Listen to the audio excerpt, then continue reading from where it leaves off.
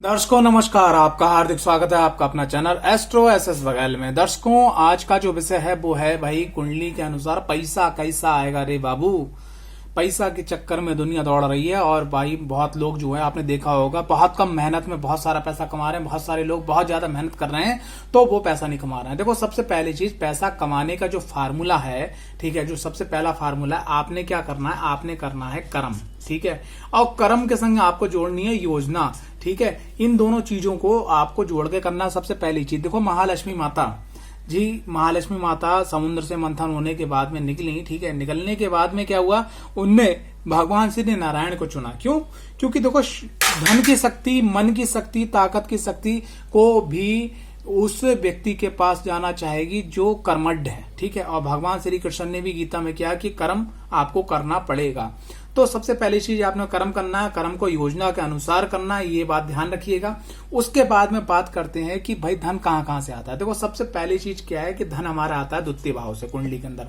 तो द्वितीय भाव से क्या होती है, हमारी कमाई होती है, हमारी कमाई करने का जो कि धन कहाँ से आएगा, वहां के स्रोत बनते हैं। दूसरी चीज क्या, आपकी वाणी से, ठीक है। तीसरी चीज आपके परिवार से जो संपत्ति मिलती है। चौथी चीज क्या है, पारिवारिक सम्मान से आपको पुरस्कृत किया जाता है। जैसे मान लीजिए आप ऐसे खानदान से आपने जन्म लिया है कि जिसका एक बीबीआईपी एक दायरा है, आप कहीं जाते हो तो आपको भी कुछ चीजें गिफ्टेड मिलती हैं या धन मिलता है, तो वो आपके पारिवारिक मान सम्मान से मिलता है।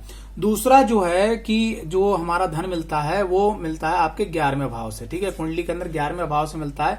11वें भाव से क्या है कि आपकी मनोकामना की पूर्ति, अगर आपकी भाई ये ग्रह अच्छी जगह पे बैठा हुआ है, ठीक है, स्व राशि में, उच्च राशि में बैठा हुआ है लाभेश, ठीक है, और इस पे अच्छी इस भाव पे मान लीजिए देवगुरु बृहस्पति की, शुक्र की या बुध की दृष्टि पड़ रही है, तो आपकी जो मनोकामना पूर्ति जो है, इच्छा आपके धन के रूप में पूरी होती है। बड़े भाई बहन भी यहाँ सहयोग देते हैं और यहाँ पर क्या है, आपको प्रमोशन भी मिलते हैं। जैसे ये मनोकामना पूर्ति का स्थान है, जो प्रमोशन मिलते हैं, इंसेंटिव के रूप में मिलते हैं, बोनस के रूप में मिलते हैं, आपकी चाहत के रूप में मिलते हैं, वो सब यहाँ से धन आपको प्राप्त होता है। तीसरा जो भाव होता है वो आपका होता है पंचम भाव। पंचम भाव में धन कहां से आता है, पंचम भाव में धन आता है भाई जो संतान कमा के देती है। इसीलिए मैं इससे पहले की वीडियो में मैंने बोला है कि संतान के भाव को सही कर लो, वरना बुढ़ापे पे साहब पैसा नहीं मिलने वाला। क्योंकि अगर पैसा ना मिले वो एक अलग बात है, लेकिन अगर संतान गलत चलेगी तो बहुत दिक्कत हो जाएगी।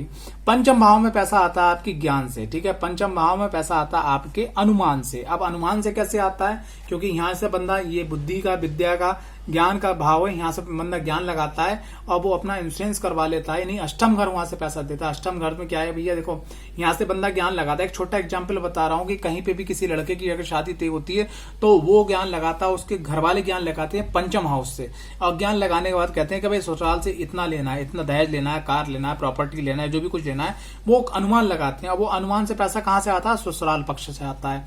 अब यहाँ पर क्या है कि कोई बंदा है, उसके वो नॉमिनी बना हुआ है, ठीक है, उसकी फैमिली में कोई खत्म हो जाता है तो इंश्योरेंस से पैसा आता है, लॉटरी सट्टा जुए से पैसा आता है। क्यों, अनुमान यहां से लगता है। और अचानक पैसा कहां से आता है, आपके अष्टम भाव से।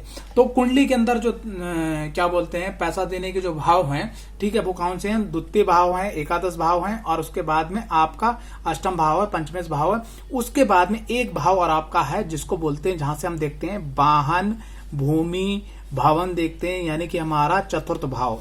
तो चतुर्थ भाव में भी आपको सुख मिलता है, वाहन, भूमि, भवन, वो भी हमारा एक एसेट्स होता है, मकान होता है, वो भी हमारा एसेट होता है।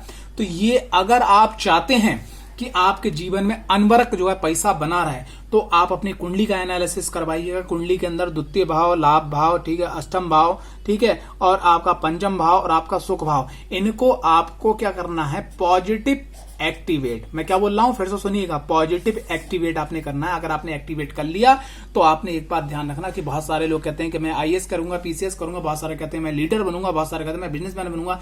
लेकिन मुझे सिर्फ एक सवाल बताइएगा कि मैं अक्सर एक बात कहता हूं, आप कोई भी काम करो, उस काम से लोग आपको जाने। आप कूड़ा बीनो, लेकिन उस शहर में कूड़ा बीनने वाले टॉप क्लास। अगर एक बात बताइए कि पूरे शहर का कूड़ा अगर आपने बीन के बेच दिया तो क्या आपको करोड़पति अरबपति बनने से कोई रोक सकता है? अगर आप कोई किसानी कर रहा है तो उस क्षेत्र में किसानी ऐसी करो कि जो आपको ना लोग रोक पाए पैसा प्राप्ति करने के लिए। अगर आप कोई भी बिजनेस करो, बस अगर इन घरों को आपने एक्टिवेट कर लिया, भाई अक्सर क्या होता है विद्यार्थियों के संग में मैंने एक चीज देखी है कि विद्यार्थी क्या होते हैं कि वो उनका पंचम भाव एक्टिवेट है, ठीक है। अब वो मेहनत करे पड़े। अगर भैया थोड़ा समय, अगर आप 24 घंटे में जो भी आप पढ़ाई का समय देते हो, अगर उसमें आप सिर्फ 30 मिनट अपने यहाँ द्वितीय घर, एकादश भाव और अष्टम भाव और चतुर्थ भाव के लिए दे दो, तो भैया अगर जब धन का भाव एक्टिवेट होगा, लाभ का भाव एक्टिवेट होगा, अष्टम भाव एक्टिवेट होगा, सुख का भाव एक्टिवेट होगा, तो अभी तो कर्म का भाव एक्टिवेट होगा। जब कर्म का भाव एक्टिवेट हो जाएगा तो आपको कम मेहनत में भी ज्यादा चीजें प्राप्त हो जाएंगी। इसके संग संग कुंडली के अंदर ये जरूर देखा जाता है भाई, कुंडली के अंदर किस ग्रह की महादशा चल रही है, वो आपका जो है मारक है, कारक है या सम है, ठीक है। ये चीज देखना बहुत जरूरी है। और ये जो ग्रह हैं आपका दूसरे 11 में अष्टम, ठीक है, पंचम और चतुर्थ भाव के जो स्वामी है ये कहाँ बैठे हुए हैं, ठीक है। और उसके बाद में क्या करना है, एक चीज और देखना है कि जब हमारा गोचर बदलता है तो भाई 2.5 साल शनिदेव महाराज, राहुदेव क्या बोलते हैं 18 महीने, ठीक है, और गुरुदेव आपके जो है 1.5 साल, लगभग 13 महीने के आसपास, ठीक है, 13-14 महीने के आसपास बकरी हो जाते हैं, आगे पीछे हो जाते हैं, तो इतना समय वो लेते हैं। केतु देव जो है वो भी 18 महीने का लेते हैं। तो इन 4 ग्रहों को भी गोचर में देखना अति आवश्यक है, ठीक है।